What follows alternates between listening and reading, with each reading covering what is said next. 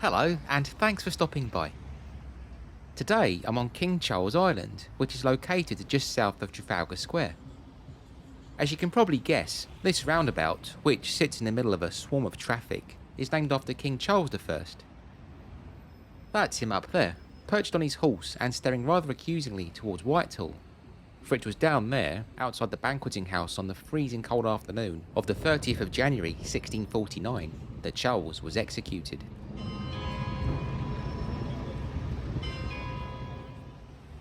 King Charles Island has two particularly impressive claims to fame. The first is that it appears in what is believed to be the earliest ever photograph taken of London, a ghostly image captured way back in 1839, which, to put into context, is around the same time that Charles Dickens's Oliver Twist was being serialised. Just imagine how many times this statue has been caught on camera since then. The second, which this plaque, placed rather unceremoniously behind the horse's bottom, attests, is that King Charles Island marks the official centre of London, the spot from which all distances to the city are measured. That would mean then that the distance from here to, say, Washington DC is 3,674 miles, or 5,913 kilometres, give or take. Having said that, a little piece of America can be found much, much closer to King Charles Island, just outside the National Gallery in fact, which is only a minute or so walk from here. Let's go and have a look.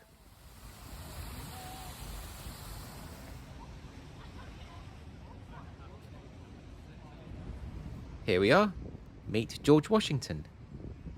This statue of America's first president has been here on the northern edge of Trafalgar Square since 1921. It's a replica of the Washington statue which stands inside the Virginia State Capitol building, and to be honest, the original version is a lot more impressive as it's life-sized, and George Washington was a very tall fellow indeed. The Virginian version is also made from marble, whilst London's is bronze and somewhat more dinky. The artist who created the original statue was the celebrated Frenchman Jean-Antoine Houdon. You'll have to excuse my French pronunciation. He was personally selected for the job by Thomas Jefferson and Benjamin Franklin, the latter of who spent a good many years living in London, very close to this spot in fact, on Craven Street. Although that's a story for another video. So why is there a 1920s copy of a George Washington statue here in Trafalgar Square? Well, the simple answer is, it was a gift. The statue was donated by an American group called the Solgrave Institution, who took the name from George Washington's ancestral home, Solgrave Manor, which is in Northamptonshire, approximately 60 miles northwest of London, measured from King Charles Island of course. The idea of gifting a statue of George Washington to the UK as a sign of friendship was first suggested in 1912, and by 1914 preparations were underway, although these were quickly scuppered by the outbreak of the First World War.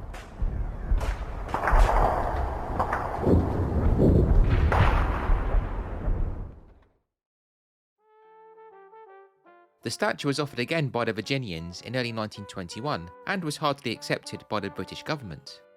The spot outside the National Gallery was earmarked, and in the early summer of that year, the artwork was shipped across the Atlantic. It was accompanied by a small delegation led by Dr. Henry Lewis Smith, a physics professor who was noted for producing America's first ever X-ray images at Davidson College in 1896. The group arrived in London on June 27, 1921, and were promptly granted an audience with King George V. Then, on the 28th of June, a grand luncheon was held for the delegation in the Hyde Park Hotel, now the Mandarin Oriental, on Knightsbridge. The head speaker at the event was Winston Churchill, who spoke of friendship between the two nations and offered a toast to the statue. Churchill's mother, Jenny, was of course American, a New Yorker by birth, and in a sad coincidence, she died the following day. The unveiling ceremony of George Washington's London statue took place at noon on Thursday the 30th of June 1921. The statue was draped in an American flag, and as seen in this brief Pathé news footage, a large crowd gathered around the northern end of Trafalgar Square to see the star-spangled cover whipped off.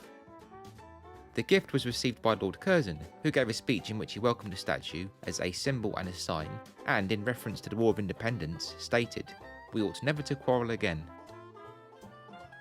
A number of veterans from the American Civil War, which in 1921 was still in living memory for some, having ended 56 years previously, were also present, and, dressed in their original uniform, were on hand to lay wreaths at the foot of Washington's statue.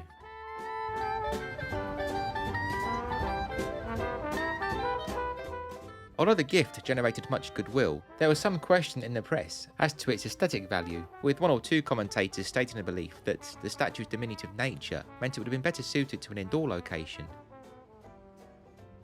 Another commentator joked that the bunch of sticks upon which Washington is leaning made the first president look more like a chimney sweep. Those sticks, by the way, are what is known as a fascis, a symbol of authority used in ancient Rome. There are 13 in this bundle to represent America's original 13 states. The unveiling of George Washington's London statue was also commemorated with a poem written by the American author Henry Van Dyke. In it, one of the verses references Lord Nelson, who of course dominates Trafalgar Square atop his towering column. The verse reads, "Stand here on this ancestral ground, Virginia's greatest son. Nelson will look you in the face and greet the grandson of his race, immortal Washington." I guess Henry wasn't told about the statue's exact positioning, because George Washington is in fact staring Lord Nelson in the back. The two have never been able to see face to face in over 100 years. It must also be remembered that, having fought a war against the nation, Washington had little love for Britain. In fact, it's rumoured he once stated that he had no desire whatsoever to set foot in London. Legend has it, therefore, that the delegation who brought the statue here aims to respect Washington's wishes, and as such they also came with a small quantity of Virginian soil, which they made sure was spread across the ground before the plinth was put in place. If this is true, that would mean, technically I suppose, that George Washington is standing on a little plot of American land, right here in the heart of London.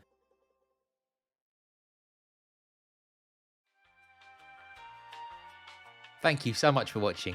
I hope you enjoyed this look at George Washington's Trafalgar Square statue. There's a lot of American history in London. If you're interested to find out more, I've covered two aspects in previous videos, namely the Old Texas Embassy and the Mayflower pub. I'll leave links to those in the description, and we'll also put an American London playlist together, as I'm sure there'll be plenty of similar themes to come in future videos. And if you can think of any other interesting American links in London, please do let me know in the comments. As ever, I would like to take this opportunity to thank all of you for your support and kind words. It means so much to me. I'd like to offer a special welcome to new subscribers too. It's wonderful to have you here. If you haven't yet subscribed, I'd appreciate it very much if you could please consider doing so, as this will ensure you don't miss out on any future content, whilst also helping the channel to grow. And if you do sign up, please be sure to click the bell icon to receive a notification whenever I publish a new video. You may also like to know that I have two books published. The Knowledge, Train Your Brain Like a Cabbie, which combines memory techniques with London's history and trivia, and Waterloo Station, a history of London's busiest terminus, which covers exactly what the title describes. I also have an Etsy store, Rob's Online Designs, where you'll find a selection of mugs featuring hand-drawn images of London's tube trains, taxis, buses and so on. Links are all in the description. For now, thanks again friends, stay well and please be sure to stay tuned.